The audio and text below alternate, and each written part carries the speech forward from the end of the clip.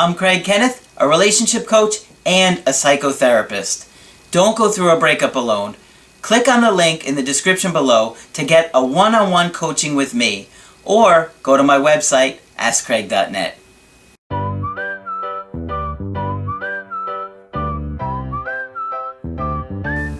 Hi there, I'm Coach Kenneth, and in this video I'm going to be talking about I didn't realize what I was doing. So, this is a kind of tough subject to handle today, but what I want to talk to you guys about is figuring out and realizing what you've been doing to your partner and how you've been mistreating them in many cases. So, some of you guys and ladies are going to have to take a real hard look at yourself in the mirror after you watch this video. And it's going to be a real wake-up call for some of you guys in the ways that you may have been mistreating your partner, maybe even abusive. So, I was inspired to do this video because I did 2 email coachings recently with a guy who just is starting to figure out for the first time in his life how badly he's been treating his ex-girlfriend. And she's an ex for a reason. So, just to give you a little bit of an idea, he is in his 30s, early 30s, and she is in her mid-20s, and they've been together for 7 years. This has been going on for 7 years. I'm going to start off by giving you a little bit of the history in his life, so you kind of have an understanding of what he's gone through, and then you're going to see some things really come out as this email goes along. I think this is going to be really interesting for some of you guys. He said, "My father had a drinking problem and was always absent. He was working all the time and very successful with work and even recognized publicly. When he was at home, he never spent any time with me, and that always felt like I was unloved. Everything from him was around money. If I tried to talk to him, before he would even start talking to me, he would dismiss me and say, 'How much do you want?'" So as you can see, this poor guy had an incredibly painful childhood because his father would not talk to him or spend any time with him. He would dismiss him by trying to pay him off. "Well, I'll just, how much do you want?"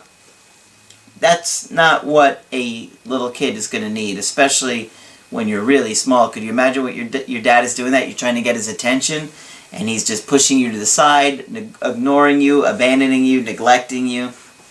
You don't learn how to have a healthy relationship with anybody if that's the kind of relationship you've had with your caretakers.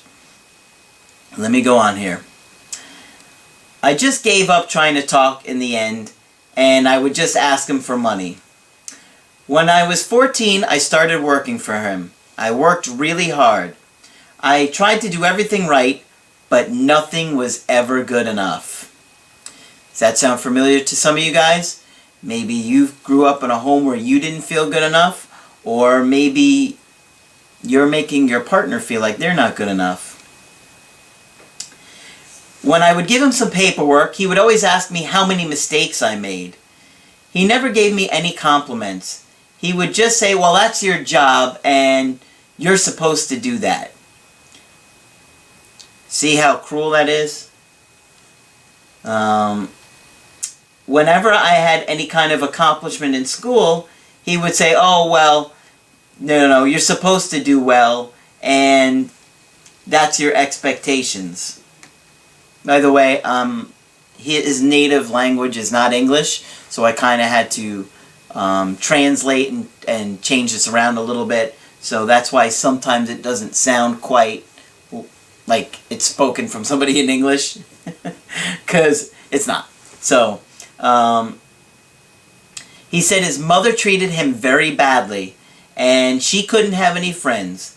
She was always at home, and his father would always tell her how to do things, like how she had to dress, and who she could be friends with. These are all signs of abuse. So guys, if you're doing that to your woman, if you're trying to control them, that's your insecurity that's causing you to do that. And you have no right to tell somebody where they can go, what they can do, who they would be friends with, anything like that. Ladies, this goes for you too. You cannot do this with your guy. You must love your partner in a way that they feel free. Because if you love them in that way, they will want to be with you. The more you try and control somebody, the less control you're really going to have. And like I say that, you don't really have control over somebody. But the more you try and get them to do what you want, the more likely they're going to do the opposite and push away and get away from you. You can't make people feel like they're trapped. And, you know, if you have a lot of anxiety, it causes you to be very negative. And you try and negate your partner and their needs and their desires. And you try and force your beliefs on them. Okay? Let me go on, and I'll probably get back to that subject. He said his mother had a drinking problem and never stood by his side. They always argued a lot, and there was a lot of drama. Sometimes she would pack her stuff and say she was going to leave, but in the end she would stay. When he was 18, he left to go to a university, and he hasn't seen him since because he just doesn't want to. And who could blame him? Who could blame him? Who would want to be in that situation when you have a family like that? Who would want to be around somebody that treats you like that? That's a question he's going to have to ask himself after he watches this video, because these are the very things that he wound up doing to his girlfriend. Let me go on here. After 6 months of dating this girl, they were living together. Most of the time they were happy. I don't buy it. Sometimes I couldn't handle her past. I'm her second boyfriend, but the 2 years that she was single, she would go to parties sometimes and kiss 2 or 3 different guys. You don't have to like it, but it's in the past. And either be with her knowing that, or don't. But you certainly don't want to be throwing it in her face, and I'm guessing you did. Because, let me go on with how he treated her. It wasn't good, guys. And I hope some of you guys sitting there think to yourself, wow, this is me. Because in order to fix a problem, you have to know what it is. So sometimes you guys are living in denial out there of to how you're really treating people. And it's time for a real wake-up call. Because if you've been mistreating your partner like this, why would they want you back? Something to think about. One time she asked to dance with one of my friends because I can't dance. I got revenge by dancing with one of her friends and kissing her. That's real mature. Real nice. Another time she wanted to go to the ballet and dinner with her friend. They didn't have a ticket for me and I felt excluded, so I ruined her night at the ballet.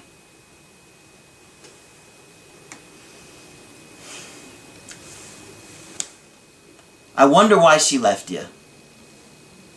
Think about it.